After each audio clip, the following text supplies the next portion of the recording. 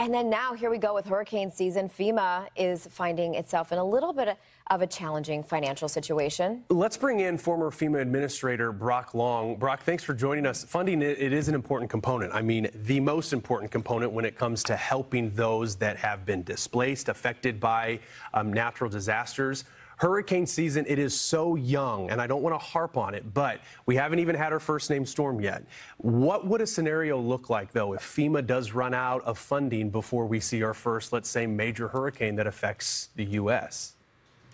Yeah, it's never an ideal situation when FEMA is going to have to ask Congress for more disaster relief funding. And when I took office between 2017 and 19, to put this in perspective, if I remember correctly, we had well over 200 different declared events or wildfires that really drained the disaster relief fund very quickly. And it put me in a position having to ask Congress 3 separate times in 2 years for additional funding.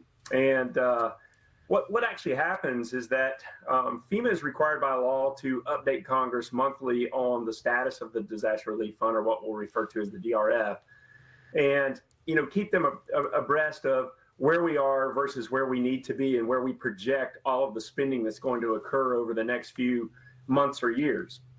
And so when the funding gets to a critical level, which is going to be probably August, then FEMA has to implement what's called immediate needs funding. And so essentially all that they're allowed to do is use the disaster relief fund to fund essentially response missions. And all of the mitigation projects that are in communities that are taking place well after disasters have passed, years in advance, or rebuilding public infrastructure that's critical to communities, comes to a screeching halt.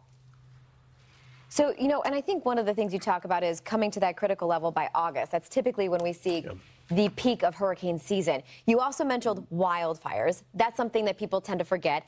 Last year, we were dealing with the wildfire out in Maui. So a lot of money gets spent and then allocating where we need to put it most.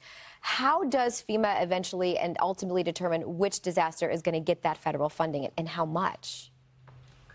Well, I mean, when a presidential disaster declaration is declared, communities are entitled to various types of funding based on the impacts that they've received and the nuances or the details that were put forward in the president's disaster declaration. So, communities are entitled to it. So FEMA doesn't really have a choice of picking and choosing what they will and what they won't fund, and that's a protection against politics, right?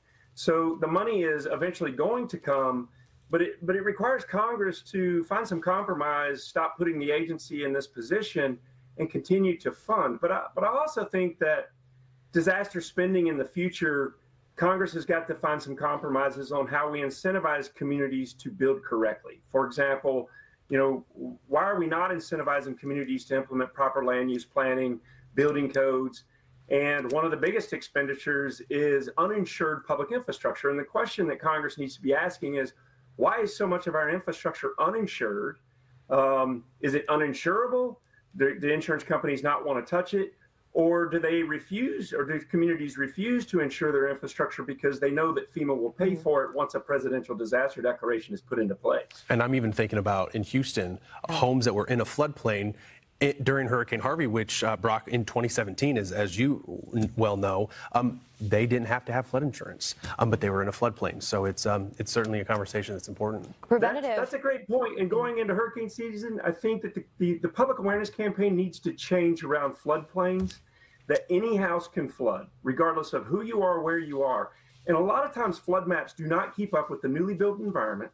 And FEMA doesn't have time to update the maps based on all the construction where these cities are growing. And therefore, in other cases, when cities don't take care of their storm drainage ditches or different things, the floodplain changes. And so, my advice is to any householder or renter, any house can flood. So consider the flood insurance. Yeah, and while we have you, real quickly, because heat is a big story. It always comes down to heat, right? Last year, heat was one of the $28 billion disasters that we saw. In fact, in Maricopa County, this has been a big story because Maricopa County is where Phoenix is. We had 645 heat-related deaths. That's the most ever recorded in the hottest summer ever measured.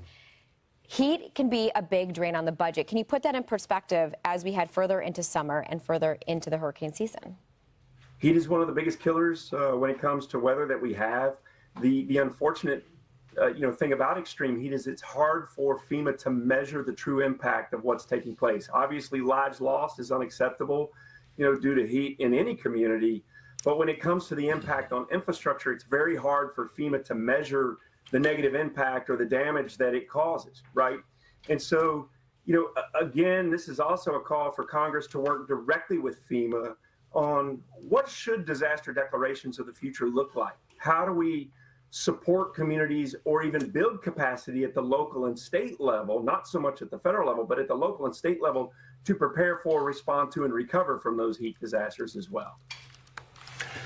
It's an important conversation to have, and I hate looking at that map. When we look at the billion-dollar disasters, 28, it was a record last year, and we're well on our way to having many more, especially with just the beginning of hurricane season. Former FEMA Administrator Brock Long, thank you for the insight and joining us, working with Congress. Got to get the work done. Appreciate it. Thank you.